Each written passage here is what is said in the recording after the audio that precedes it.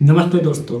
जरा सोचिए, एक ऐसी किताब के बारे में जो हमारे सामने है, उसे हम छू सकते हैं, उसके पन्ने पलट सकते हैं, लेकिन उसमें क्या लिखा है ये नहीं पढ़ सकते। ना आज तक कोई उसे पढ़ पाया है। हजारों साल पुरानी सभ्यताएं आई और गई। हमने मिस्र के पिरामिडों की भाषा हायरोग्लिफिक्स को डिकोड कर लिया।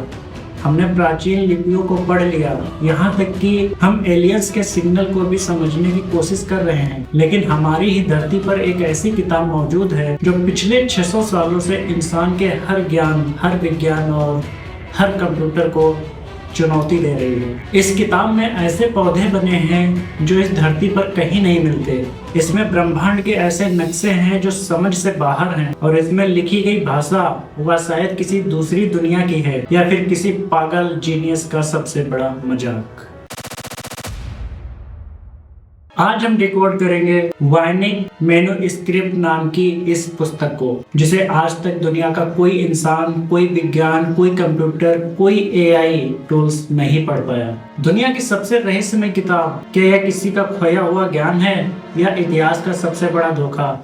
चलिए जानते हैं। हमारी कहानी शुरू होती है सन 1912 से। इटली के रोम शहर के पास एक जगह है विला मोंड्रोगोन। वहाँ जेसुइट पदारियों का एक कॉलेज था जो पैसों की तंगी से जूझ रहा था। उन्होंने अपनी पुरानी लाइब्रेरी की कुछ किताबें बेचने का फैसला किया। किताबें खरीदने के सिलसिले से वहाँ पहुंचा एक पोलिश बुक्स डीलर जिसका नाम था विल्फ्रेड वायनिक। किताबों के ढेर में उसे एक ऐसी किताब मिली जो बाकी सबसे अलग थी। इसमें कोई टाइटल नहीं था, कोई लेखक का नाम नहीं था, बस 240 पन्ने थे जो अजीबोगरीब चित्रों और एक ऐसी लिखावट से भरे थे जिसे विल्फ्रेड ने अपनी पूरी जिंदगी में नहीं देखा था। विल्फ्रेड वाइनिंग को तुरंत समझ आ गया कि उसके हाथ कोई खजाना लग चुका है। उसने इसे खरीद लिया और इसे अमेरिका ले आया। उसने अपनी पूरी जिंदगी लगा दी इसे डिकोड करने में। दुनिया भर के एक्सपर्ट्स को इसे दिखाया, लेकिन कोई एक शब्द भी नहीं पढ़ पाया।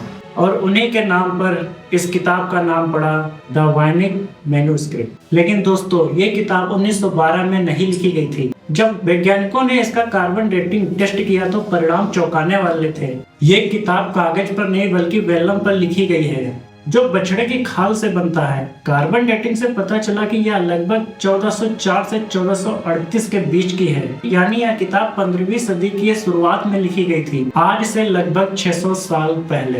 हैरानी की बात यह है कि इस पुरानी किताब में जो करीब 240 पन्नों की है, इसमें कहीं भी कोई गलती नहीं है। जब हम कुछ लिखते हैं तो रुकते हैं, सोचते हैं, काट छाट करते हैं, लेकिन इस किताब की लिखावट इतनी फ्लो में है जैसे लिखने वाले को इसकी भाषा रटी हुई थी। उसने बिना रुके, बिना सोचे, बाएं से दाएं पूरी किताब लिख दी। इसमें लगभग 1,70,000 अक्षर हैं। 20 से 30 अलग अलग तरह के सिंबल्स हैं जो बार बार रिपीट होते हैं। यह बिल्कुल एक असली भाषा की तरह लगती है, लेकिन यह भाषा धरती पर कहीं अस्तित्व में नहीं है। अब चलिए इस किताब के पन्नों को पलटते हैं। रिसर्चर्स ने इस किताब को चित्रों के आधार पर 6 अलग अलग हिस्सों में बांटा है, और यकीन मानिए हर हिस्सा पिछले वाले से ज्यादा अजीब है। पहला हिस्सा हर्बल सेक्शन, यह सबसे बड़ा हिस्सा है। हर्बल, इसमें पौधों के चित्र हैं, लेकिन यहाँ एक पेच है। इनमें से अधिकांश पौधों को आज तक पहचाना नहीं जा सका है। कुछ की जड़ें किसी और पौधे की हैं और फूल किसी और के। ऐसा लगता है जैसे किसी ने अपनी कल्पना से इन पौधों को बनाया हो। दूसरा हिस्सा है एस्ट्रोनॉमिकल सेक्शन। दूसरा हिस्सा है खगोल विज्ञान का। इसमें गोला डायग्राम्स हैं, सूर्य, चांद और तारे हैं। इसमें 12 राशियां भी हैं, लेकिन उनके सिंबल थोड़े अलग हैं। जैसे धनु राशि में तीरंदाज एक इंसान नहीं बल्कि एक अजीब सा प्राणी है। इसका तीसरा हिस्सा आता है बायोलॉजिकल सेक्शन। यह हिस्सा सबसे ज्यादा परेशान करने वाला है। इसमें बहुत सारी नग्न महिलाएं हैं जो अजीब से हरे रंग के तालाबों या पाइप्स के नेटवर्क में नहा रही हैं। कुछ पाइप्स तो शरीर के अंगों जैसे दिखते हैं। कुछ लोग कहते हैं यह प्राचीन चिकित्सा पद्धति है, तो कुछ इसे एलियंस की लैब बताते हैं। चौथा हिस्सा है कॉस्मोलॉजिकल सेक्शन। इसमें बहुत बड़े बड़े पन्ने हैं जिन्हें फोल्ड करके रखा गया है। इनमें अजीब नक्शे हैं। एक नक्शे में 9 अलग अलग द्वीप हैं जो रास्तों से जुड़े हैं। क्या यह अटलांटिक का नक्शा है या किसी और दुनिया का। इसका 5वां हिस्सा आता है फार्मास्यूटिकल सेक्शन। इस हिस्से में जार और बर्तनों के चित्र हैं, जैसे दवाइयां बनाने की विधि लिखी हो। इसका 6वां हिस्सा है रेसिपी सेक्शन। अंत में हमें एक बिना चित्रों वाला डेस्क दिखता है, शायद या इन दवाइयों को बनाने की विधि या रेसिपी हो। तो सवाल यह है, इसे लिखा किसने और यह किसके पास थी? इतिहास के पन्ने पलटने पर हमें पता चलता है कि यह किताब पवित्र रोमन सम्राट रुडोल्फ द्वितीय के पास थी। उन्होंने इसे 600 सोने के सिक्कों में खरीदा था, जो उस समय एक बहुत बड़ी रकम थी। उन्हें लगा था कि इसे महान वैज्ञानिक रोजर बेकर ने लिखा है। वहां से यह किताब कई हाथों से गुजरी, जिनमें महान गणितज्ञ जॉन डी और एडवर्ड कैली का नाम भी आता है।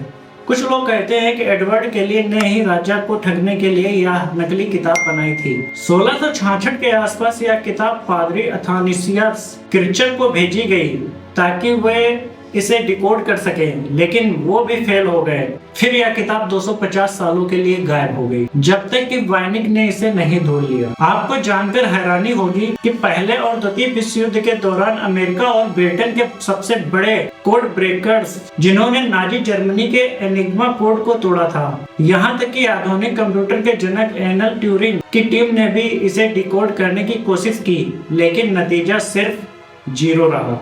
आज भी दुनिया की सबसे शक्तिशाली आर्टिफिशियल इंटेलिजेंस मॉडल इसे पूरी तरह समझ नहीं पाए हैं। तो आखिर सच क्या है?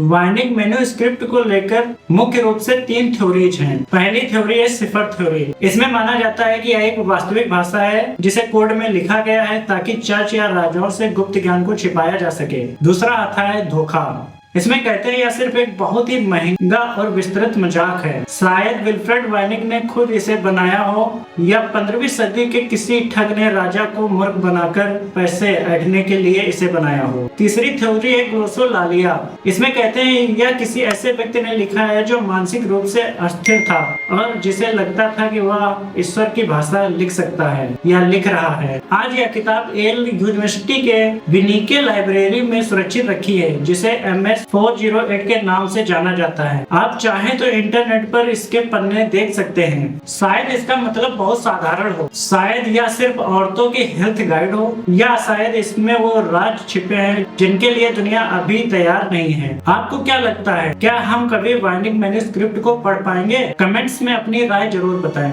अगर आपको यह रहस्यमय सफर पसंद आया हो तो वीडियो को लाइक, चैनल को सब्सक्राइब जरूर कर लें। मिलते हैं किसी अगले वीडियो में, तब तक के लिए बाय बाय।